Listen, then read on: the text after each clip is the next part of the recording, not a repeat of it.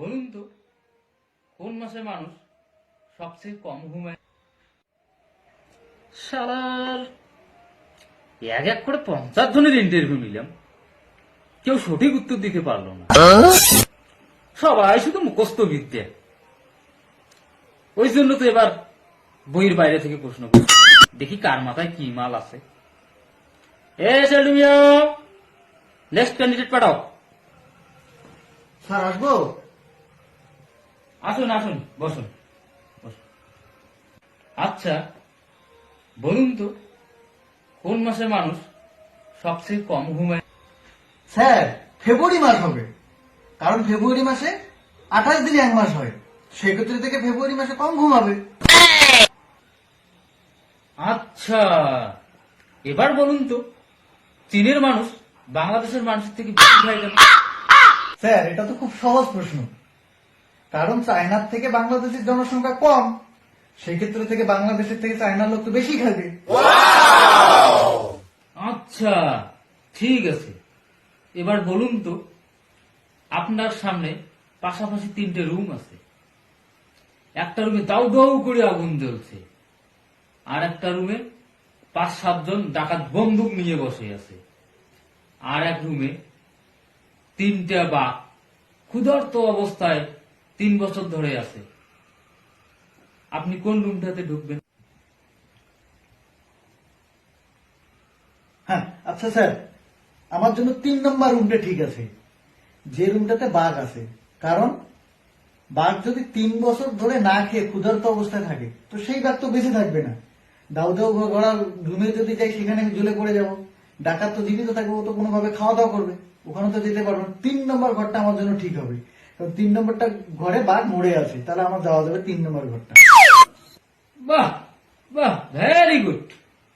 আচ্ছা এবার বলুন তো এভারেস্ট আবিষ্কার হওয়ার আগে পৃথিবীর সর্বোচ্চ শৃঙ্গের নাম কি ছিল? শালা কি ব্যাপার, এত কঠিন কঠিন প্রশ্ন ধরছে। স্যার এভারেস্টই হবে, কারণ এভারেস্ট সৃষ্টি হওয়ার আগে তো মানুষ জানতো না যে সর্বোচ্চ শৃঙ্গ কি, তো উত্তরটা এভারেস্টই হবে। আচ্ছা এই মালকে তো কোনোভাবে বাদ দেওয়া যাচ্ছে না, যে প্রশ্নই ধরছি সেগুলোরই উত্তর দিচ্ছি।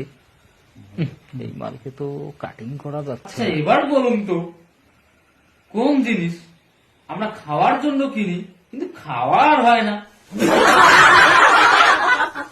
স্যার এটা তো খুব সহজ প্রশ্ন স্যার, খাওয়ার প্লেট। কারণ আমরা খাওয়ার প্লেট খাওয়ার জন্য কিনি, প্লেট তো আর খাই না। ওটা জনমবার ওটা প্লেট খাই, কিন্তু প্লেটটা তো আর খাওয়াই না। উত্তর হইবে স্যার প্লেট। ও দারুণ দারুণ, অসাধারণ। এই মালকেই নিতে হবে, উপায় নাই। অনেক চেষ্টা করলাম ছাটাই করার জন্য। আচ্ছা এবার বলুন তো একটা গাছে 4টে পাতা আছে, 3.5 পাতা খেয়ে ফেলেছে, এবার গাছে মোট পাতার সংখ্যা কয়টা?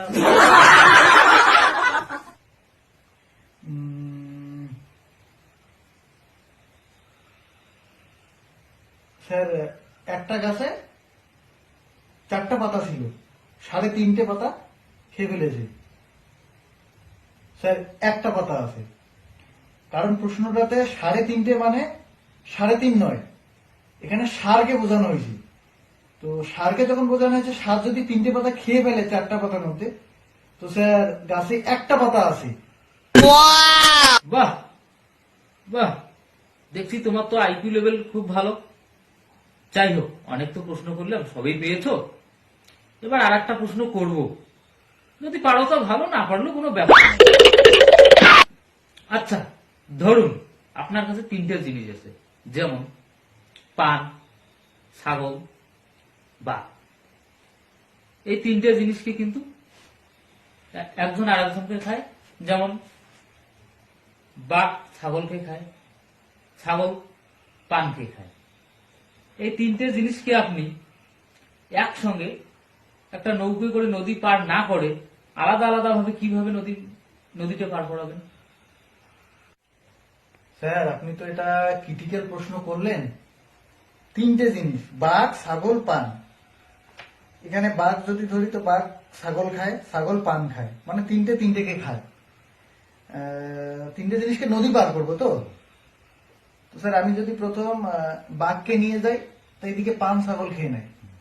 স্যার একটা জিনিস অপশন হয়তো আছে, বাঘ তো পান খায় না, তো আমি যদি প্রথমে ছাগল নিয়ে যাই তারপরে তো এইদিকে দুইটা জিনিস দুইটাকে খাবে না, তারপরে এসে আমি বাঘকে নিয়ে যাব, বাঘকে নিয়ে এসে ওই পারে রেখে এসে পান।